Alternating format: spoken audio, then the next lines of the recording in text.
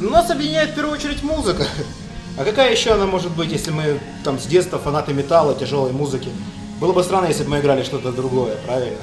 Все росли на олдскульных командах, типа там Металлики, Пантеры. Вот, и это вылилось в желание играть в определенный момент. А насчет состава, когда мы поняли, что это такой состав, ну такой точки не было. Просто ребята, я пришел в коллектив уже, когда был там сформирована группа, был сформирован какой-то состав. Вот, но какого-то выделить там время, когда, ага, вот мы поняли, что вот сейчас у нас все хорошо и пойдет, и все там вообще зашибись будет. Такого не было, наверное. Ну, а я скажу, Женя не заметил, что это было, потому что такое случилось, когда он пришел в группу. Вот когда Женя появился, тогда мы поняли, что да, вот все, ну, все будет, концерты стали регулярные появляться, Женя начал стимулировать нас, что мы писали больше нового материала, ну и вместе начали ставить сроки, ставить цели, ну и добиваться их. И по итогу вот «Мама Шимама». Надо сказать, что изначально мы даже цели себе не ставили, мы просто играли, да? Ну как-то это было не столь осознанно, как сейчас, не было этих планерок. И, кстати, по-своему было лучше, да? Было, да, как-то было более, по-моему, нужно выступить в Харькове, там отличный... Да, давайте выступим в Харькове. Вот чем не цель, но это в каком-то таком было менее официальном формате, нежели сейчас. Ну и тогда мы не были профессиональными музыкантами, зарабатывали на жизнь другими вещами. Поэтому как-то так. Ви вже зазначили, що до того, як професійно почали займатися музикою, кожен заробляв на життя, ну, якоюсь іншою справою. Як все-таки кожен з вас почав займатися музикою? Чи це була музична школа, чи це, можливо, якісь самоуки, хтось прив'язав любов до заняття музикою? Тане есть что сказать. Да ладно. Ну, у тебя самая длинная история. Ну да ладно, разве. Я родилась в семье музыкантов, мой отец сам бас-гитарист, мой старший брат на гитаре играл, ну и сейчас, наверное, играет. Вот. И, в принципе, с самого детства они привили мне любовь к музыке. И где-то уже, я думаю, лет с 8 я уже начала выступать на сценах, так скажем, вот, перед публикой. А потом, в общем-то, когда брат принес, наверное, кассету «Гражданской обороны», когда мне было 9 лет, вот, я, конечно, пряталась в другую комнату под подушку, потому что это кошмар какой-то был. А потом, в общем-то, в принципе, я полюбила эту музыку. И, не знаю, как-то так само сложилось, что мне захотелось в банде выступать. Да я вообще ни на чем не играл. Я начал играть на басу, когда мне было 18 лет. Да, и до этого у меня никакого ни образования не было, и тройка, наверное, была по музыке в школе. Мне поставили 4 только потому, что я, в принципе, нормально учился. И я даже никогда не думал, что я буду играть. Но я всегда слушал там группу. У меня был старший товарищ, который подкидывал кассеты. И все начиналось с какого-то банального Iron Maiden, потом переросло в Death Metal, группа Death, Morbid Angel. Потом как-то меня зацепил прогрессивчик, там, Опус, я уже лет, наверное, 12 слушаю группу Опус. И после школы я перед университетом познакомился с музыкантами, начал с ними общаться, и у меня в какой-то прекрасный момент просто зародилась мысль, а почему бы не попробовать? Я попробовал, так и пошло. Музыкальное образование нет, в принципе, у всех, наверное. Только у Жеки, да, было? Музыкальная школа? Да, у Мантулина была музыкальная школа, и у нашего Да, а так, барабанщика. как начал играть, была гитара у отца на шифонере лежала, он там играл. Ну, а во дворе там панки всякие бухали. Ну и малой, типа, вынеси гитару, мы тебе аккорды покажем. Ну, вот так и понеслось. До сих пор как-то вот так. Ну, примерно такой же. У отца тоже была гитара, я на ней минимально учился поигрывать. А потом, когда-то в свои лет, наверное, 15, сходил на первый Metal Station в Горловке, кстати, на котором играл Роман уже со своей группой «Первая инсомния». Ну и там мне конкретно все этого дела снесло башню, я понял, что тоже хочу в группе играть, это чертовски круто. Ну и вот, пожалуйста. У вас хотя бы кто-то в семье играл, а я узнал, что у меня музыкант А в семье... малой? Сейчас, малого, да, я узнал, что у меня музыкант в семье был, когда мне было уже, ну когда уже играли, да я в Jinjer уже играл, как бы лет, наверное, в 26, оказывается, мой дядя играл на саксофоне, как бы, причем даже неплохо, да, я всю жизнь даже понятия не имел, что у меня хоть кто-то в семье есть музыкант, кроме меня. Так. Да, у меня тоже полная самоучка. Нам тоже интересно. Да, у меня просто, отец очень любил тяжелую музыку и с детства травил меня ей. бобинами, пластами и прочим. Вот. Ну и как бы, когда я вырос, я всю жизнь слушал подобную музыку, всегда хотел играть в группе. Ты еще не вырос. Вот. Да, я еще мало. Вот. Ну и в 16, где-то вот 15-16 лет я начал учиться играть на гитаре. У меня был знакомый гитарист, и у меня совершенно не получалось. А потом я совершенно случайно сел за барабаны, мне очень как бы легко далось, и с тех пор я пытаюсь, развиваюсь. It's been million years and years, it's always my shelter. Hardly yet I open my eyes, I draw their rings. Colors are faded away, sounds suspended delay. Hey, mother, tell me where is my home? I don't belong to this race, nor to this planet, nor to this galaxy. Kill, what all they scream, that is well, eternal humanity. Потихоньку грани, надеюсь, будут стираться, и мы будем, Украина будет стремиться к уровню европейских фестивалей. Но сейчас как бы есть хороший фестиваль, там, например, там Західфест, Республика, тоже Файна Місто развивается. Как бы очень, да, хорошие фестивали. Завантажение это как бы индор, мы сейчас более про аутдор фестивали говорим. Типа, ну и вот как бы есть куда стремиться, и есть, в принципе, люди, которые это делают, да. Да, а по публике надо сказать, что мы каждое интервью, каждый раз, когда спрашивают, в Европе сразу видна разница, публика гораздо старше. У нас в основном это удел тинейджеров, и потом со временем они, не знаю, куда они деваются, возможно, они вырастают из этого и думают, что пришло время остепениться, перестают слушать тяжелую музыку, или, может быть, ее слушают дома в плеере, и перестают ездить на фестивали и тусоваться. А в Европе это как раз... Мама и папа приезжают с 4-летним подростком на концерт к нам, мы в офигели. Мы были вот удивлены. Да, очень часто подходят и говорят, вот, пожалуйста, сфотографируйтесь с нашим сыном или дочерью, Он поклонник девчушкой, или совсем в Варне, да, в Болгарии подходил мужчина с двумя близнецами, совсем маленькие мальчики. Ну, они только начали ходить, наверное. Ну да, но я понимаю, что им там пофиг вообще на самом деле на эти концерты, вот, но батя пытается их, да. Я думаю, что у бати просто отговорка, что вот, я с детьми пойду на фестиваль. Жене он говорит, нормально как бы. Мне было по-своему хорошо. Но вот я для себя выделяю, вот мне нравится в Чехии, например. В Чехии очень сильная такая металл-андеграунд движуха. Причем они такие достаточно хардкорные ребята, любят жесткую музыку. Но я думаю, что каждый из нас выделяет какое-то особое свое место. Вот, Димон, ты там... Ну, судя по всему, тоже Чехия. Ну, то есть, есть чем сравнить, мы там и фестиваль играли, дело в том, что большой файт-фест. И клубные концерты, и клубы достаточно хорошие были. Может быть, так совпало. То есть, знаете, мы так одним глазком взглянули, пытаемся что-то судить. Но вот вроде тоже мне Чехия лучше всего зашла. Вот Румыния, с другой стороны. Да, и наша родная Румыния. Да, не, ну Румыния это вообще нет. Да, с Румынией как бы отдельная тема, потому что... Что вы чаще всего там уже были? Да. Ну, честно сказать, даже если мы не хедлайнеры, даже если мы на разогреве, мы пытаемся на 100% выложиться и по заднице нашлепать, доминировать. Тут работает такой, наверное, принцип не ударить в грязь лицом. И чем круче команда, которая играет после тебя, тем лучше ты выступаешь на самом деле. Есть такое дело. Но самое приятное, когда выступаешь, а команда, которую ты якобы разогреваешь, все стоят такие... слушает за сценой. И очень часто, ну не буду называть, коллеги даже вот из Европы подходили, говорят, we under pressure. То есть как после вас играть, хрен его знает. Теперь бы нам тоже в лицо грязью не ударить. Такое чувство возникает, вот такой вот under pressure, да, и когда ты действительно немножко нервничаешь. Я вообще нервничаю перед каждым концертом. Но такое чувство возникает не только когда ты играешь перед именитыми звездами. Очень часто ты играешь на одной сцене с группой, которая, на самом деле не такая уж и известная, а играет они просто потрясающе. Вот. И это тоже как бы стимулирует тебя работать на все 100%, а то и на 150%. Не всегда имя значит действительно что-то настоящее, там, и подкрепляется там, умениями играть и своими навыками, skills, играть на музыкальных инструментах. И иногда бывает, что имя раскрученное нереально, а да, группа... были такие примеры, мы не будем называть имена, но когда фирмачи, и оказались, что не фирмачи. Да, что вроде группа там всемирно известная на лейблах, там, а выступаешь и думаешь, так как так получилось? Да, но опять же, может быть, думаешь, может они подвыпили там до этого. Так что это Бог его знает. Ну да, такое.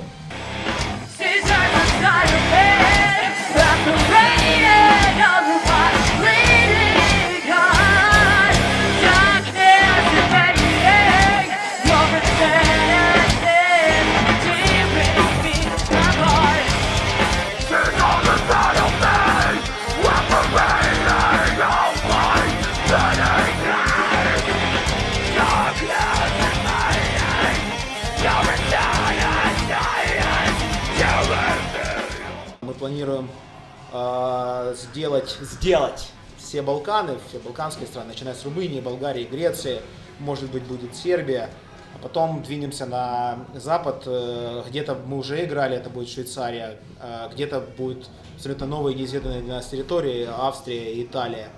Вот, может Фест быть, в Румынии будет Set the Gates, да, там?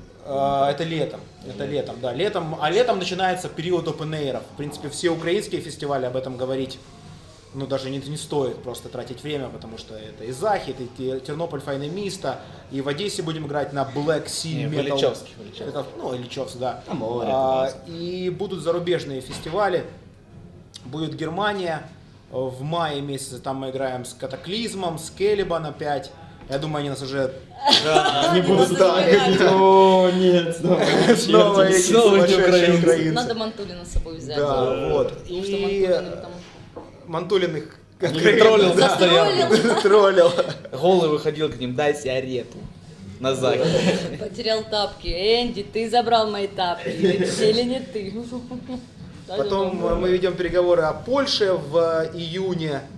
И в августе будет фестиваль в Румынии Рокштадт, Extreme Metal Fest, где мы будем выступать с легендами металла, с группой At the Gates. В воротах. Ну и не только, там еще будет Инциферум, те же катаклизмы и так далее, но вот как бы для нас особо нужно выделить, что для нас это действительно честь выступать с таким коллективом, потому что я вот лично вырос на их музыке, и во многом это повлияло на меня как на музыканта. Я, Рома и Женя, мы эндорсили струн Дадарио. И также я и Рома, мы эндорсим медиаторы Данла. А он пальцы Данла пондорсил. Да. Ребята, пожалуйста, большая просьба, не просите у меня медиатор после концерта. Я, к сожалению, не играю медиатором. Ну и посыл в том, что мы очень довольны своим эндорсом, потому что мы и так использовали эти бренды. То есть это наши, ну это мои любимые струны, мои любимые медиаторы, я не так их играл. Только теперь, ну как бы бренд проникся, музыка Jinjer, мы прониклись брендом, и у нас так, знаете, Ну, и сам бренд, это посмотри, как бы Jam Music нам предоставляет это все. Сеть магазинов. Да, сеть магазинов. Ну, они же Jam официальные Music, представители. Спасибо вам, вот, пожалуйста. Вот, Jam Music, вот, спасибо, мы здесь, вот, рекламируем вас. Если вам нужно купить новый инструмент, вы знаете, куда идти. Кстати, удобно. Кстати, я их там и покупал, чертовски Ну да. удобно, можно заказывать в интернете. А вот Димон пару слов скажет про барабаны. Ну да, собственно, мне Jam Music предоставил парочки промарк у Plastic Evans. Вот. Ну, на самом деле, я очень хочу еще некоторые бренды эндорсить, и думаю, в будущем у меня будет такая возможность. Всем мы хотим. Жаль. Ну и, конечно же, Warwick. Да, я использую кабинеты фирмы Warwick. Очень, кстати, доволен. Надо стол сказать, что стоит. последние модели, хоть и бюджетные, но звучат очень даже ничего. Так что надеемся, конечно, вот мы в будущем все равно рассчитываем на, так сказать, расширять наш диапазон сотрудничества. Это и новые бренды, на которых мы уже играем, скажем так. Это и гитары ESP, например, и бас-гитары Warwick тоже, и барабаны, там, Тама, например. Мы как бы стремимся к этому. Но, возможно, будем работать и не только с музыкальными брендами. Сейчас, Неплохо бы эндорсить Мивину. да, мы Если бы очень они нам давали здорово. просто ящик Мивины на тур, нормальная тема. А еще мы очень любим Егермейстер. Да, да. Да, вот у Димы даже есть, собственно, усилитель Егермейстер. Единственный в своем роде. Да. У меня буквально сегодня моему сыну Роману месяц. Да, у него сегодня маленький день рождения. Спасибо. Ну, как бы я не буду кривить душой, я скажу, что это непросто. Не просто быть семейным человеком и заниматься музыкой, ездить в туры, порой бывать вдали от дома в течение месяца, например. Ну, дело в том, что когда у тебя есть семья, на тебя возлагает это возлагает на тебя само по себе определенные обязательства, и ты никуда не денешься. И совмещать, конечно, сложно, но возможно. То есть вот те люди, которые говорят, что вот, я там обзавелся семьей, детьми и решил забить на музыку, то, ну, на самом деле это слабость, и это просто нежелание играть в итоге, это отговорка, а вот наконец-то у меня есть отговорка с этим закончить, и все. Можно работать музыкантом и быть семьянином, почему бы и нет, но приходится, конечно, прилагать усилия, я стараюсь вдали от дома постоянно связываться с женой, с любимой, и пока она была в положении, я интересовался каждый день буквально, как она себя чувствует. Ну, порой тебе самому тяжело, потому что ты понимаешь, что ты там не можешь помочь, ты далеко, а вот помощь нужна. Полагаешься на друзей, которые находятся там рядом с семьей, они помогают. Тяжело, но возможно, скажем так. Женя правильно сказал, как бы сложно, но можно, но ситуация у меня по-своему сложная, потому что я с моей женой живу вместе со всеми представителями, Вот с этим. кроме Жени, да. Вот. Ну, в принципе, на самом деле я не жалуюсь, но я, конечно, больше волнуюсь за свою женщину, чтобы ей было хорошо. Вот. Ну, и, конечно же, туры. Очень сложная вещь, когда надолго уезжаешь и не знаешь, чем помочь, если какие-то проблемы, либо ты нужен, но это же невозможно просто бросить и вернуться домой. То есть, есть определенные обязательства, есть определенный график, которого нужно придерживаться до последнего. Ну, я надеюсь... бьешь, ей нравится? Ну да, ежедневное битье по барабанам и прочего, когда нужно готовить кушать, а ты в это время репетируешь или что-то еще. Ну, я думаю, это воспринимается с иронией по большей степени. Когда мы забираем ноутбук, когда она играет в Симсов, чтобы она, по-моему, ненавидит это. Ну, ирония, не ирония, например, тоже я занимаюсь дома каждый день, там, минимально у меня час на это уходит, от часа там до 2, и сложно человеку, который не музыкант, моя супруга, она не музыкант, ничего не играет, ему поначалу сложно вот въехать, но понять, что вот эти 2 часа я не могу, к сожалению, не заниматься. Может быть, мне иногда даже не хочется, но я должен взять свой инструмент и там играть эти банальные упражнения, гаммы, по 25 раз их повторять. Находиться при этом рядом тяжело, потому что, ладно, ты там раз слышишь, как человек репетирует, 2 слышишь, 3, на 5-й раз ты начинаешь сходить с ума. Я просто представляю, как это звучит со стороны. Поэтому это и работа не только музыканта, но и того человека, который живет с музыкантом. То есть нужно относиться с пониманием. Don't step aside. Why would I forward? Speak of the weapon of your own choice. Don't step aside. Why would I forward? Speak of the weapon. Интересует все, что можно сотворить руками. Вот. Когда ты начинала изготовление одежды, пошив одежды, но вот как началось, так и закончилось. В принципе, я не могу удержаться на чем-то одном.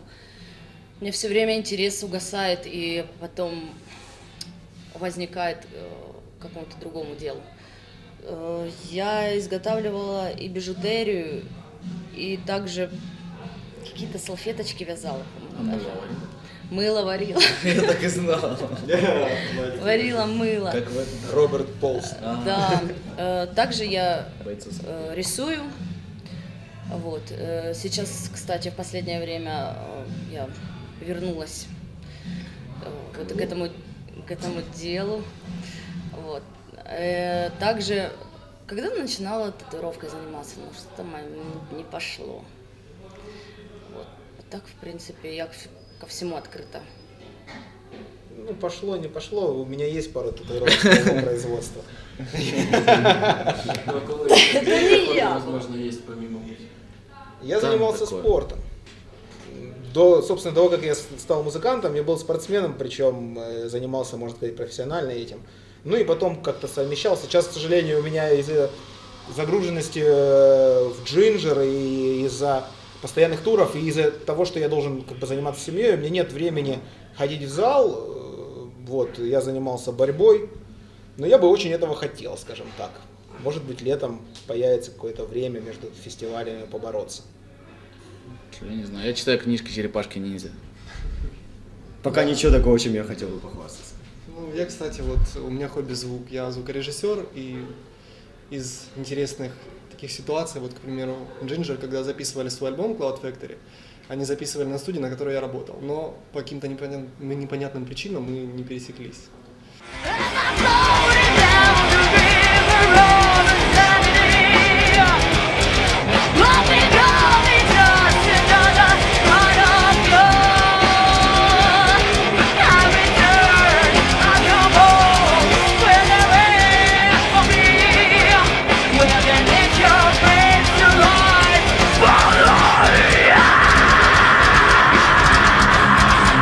Моя работа уже завершает весь процесс.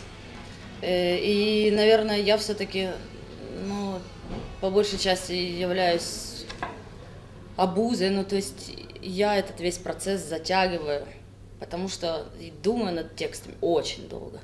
Я вынашиваю, ну, чуть ли, ну, как ребеночка. Ну, если не 9 месяцев, то месяц это точно. Вот. Да. Котят наши. Да. Иногда могу переносить или не доносить, но неважно. Вот. Но мне так удобнее в такой последовательности работать, потому что, когда я слышу музыку, слушаю я ее достаточно долго, потому что ребята записывают минимальные какие-то, ну, демки, там, я не знаю. Вот. И я слушаю это целыми днями. Вот. И проникаюсь, пытаюсь уловить какую-то атмосферу в музыке, и потом рождается, ну, по каждому словечку я вот собираю вот картинку. Ну, так справедливости ради надо же сказать, что ты сочиняешь не только текст, но и вокальные партии. Полностью. Ну, а как еще? Ну нет, ну и бывают группы, где там вокалистам пишут какие-то мелодии, все мелодии. Да ну это твои. попса. Да, не, ну это да. К сожалению, у нас не так. Ну, а по итогу начало каждой песни с каких-то определенных рифов. Иногда, конечно, бывало, что мы разбирали, то есть вот целиком какую-то песню придумал Роман, и он пришел там с минимальными изменениями, мы ее разобрали, или какую-то песню целиком придумал я, и мы ее тоже разобрали с минимальными изменениями. Обычно мы с Романом, ну, он придумал какой-то риф или я, мы показываем это друг другу, обдумаем, придумаем, как-то что-то добавляем, переделаем, потом начинается работа над барабанными партиями. Ну вот с Малым мы еще ничего не настрадали такого конкретного, но Мантулин, вот, например, ну, много там, Роман с ним общался по Ну поводу да, мы барабанов. типа заседали у него там и сидели, писали, что там. Женя параллельно с нами создает свою басовую партию. Когда музыка уже более-менее готова, по крайней мере, все рифы готовы, ну а композиционно еще что-то может поменяться в зависимости от предпочтений Тани, как она там Ну, очень встретит. часто мы на репетициях вот буквально собирали песни по частям. Были уже наработки какие-то, рифы. И мы в процессе такого джема, можно сказать, играли их, пробовали так, в таком порядке. Какие-то переходы рождались буквально, можно сказать, на репетиции. И получались, ну Cloud Factory, например, она вот где-то так была сочинена, да, скомпонована. Вот были рифы, мы их как-то поставили, потом родилась концовка, и, можно сказать, песня вылилась. Очень много материала он выливался буквально. То есть, когда как бы не мы музыкой управляем, а она нами скорее. То есть, вот из ситуации, которая на данный момент музыкальная ситуация в этом треке сложилась, логично по-любому сыграть такое. И мы прям, ну, ты не можешь по-другому, ты вынужден так играть. Ну, и в противном случае будет звучать неорганично. Ну, и когда песня уже готова, мы записываем какую-то минимальную демку для Татьяны. По-моему, даже в худшие времена она с MIDI-файлами Zither Pro ходила в наушниках. Да, и она пишет вокальную партию. И опять же, надо сказать, некоторые вокальные партии Татьяна сделала настолько фирмово, что мы даже не репетировали их, ни разу не слышали, приходим на студию писать и я такой, отлично, как же будет звучать эта песня? Вот так, отлично. Немножечко коснулись того вопроса, который вы хотели задать насчет работы над Cloud Factory, вот, над альбомом. Вот так вот оно и было. У нас поджимало время, и, как я уже и сказала, я торможу процесс написания песен, и поэтому мы не успеваем отрепетировать это хорошенько. И вот мы пришли, и буквально, ну, где-то 3 песни мы точно записали на студии. С промптом. Причем я отсутствовал на записи, но мне было настолько интересно, что я звонил каждые полчаса звукорежиссеру, даже не им, а звукорежиссеру, и спрашивал: Саня, ну как там, ну что там? Он мне такой: ну вот это было круто, а вот это я что-то не понимаю, короче. Я потом хожу полдня, думаю, что он там не понимает, вечером мне присылает демку, я слушаю, отлично, просто Полработы. А если звонить нам, это значит: отвали, чувак, мы тут пытаемся записывать альбом. Да. Это хорошо, если оно не отрепетировано, но придуманы партии все вокальные. А вот с песней Bad Water А с песней Было Bad Water совсем мы все, более. наверное, додумывали партии, там, как придется местами. там. Насчет Bad Water, кстати, в плане гитар было интересно, когда было задание придумать подложку гитарную для куплета. Я придумал свою, и Роман придумал свою. Обе получились хорошие. Пришлось составить обе, но мы не могли сделать слишком много гитар одновременно, чтобы звучали. И мою записали на первый куплет, а Роман на второй как-то. Как-то так. Ну, а вокал Танюха, по-моему, импровизировала, там вообще просто пришла с текстом на бумажке. Я не буду скрывать, что у меня все время в моем аквариуме, ну, там, где я записываюсь, бутылочка вермута стоит. В той комнате. Да. Сначала это для настроения, потом для разогрева голосовых связок. А уже третья стадия пошла, когда ты уже начинаешь придумывать. То есть это сочинять. ничего общего с Джем. алкоголизмом не имеет. на Джем. самом деле. Да. Это такой стимул. Сьогодні Jinjer можна вважати по праву одним з кращих гуртів України. Тож чекаємо від них все нових та нових звершень. Ну, работа там над клипом идет минимальная уже. Да, будет клип. Да, будет клип. Будет клип, официальный клип. Помимо этого, мы, если вы заметили, буквально каждый месяц у нас выходит... очень много материала накопилось с туров, у нас выходят официальные лайвы.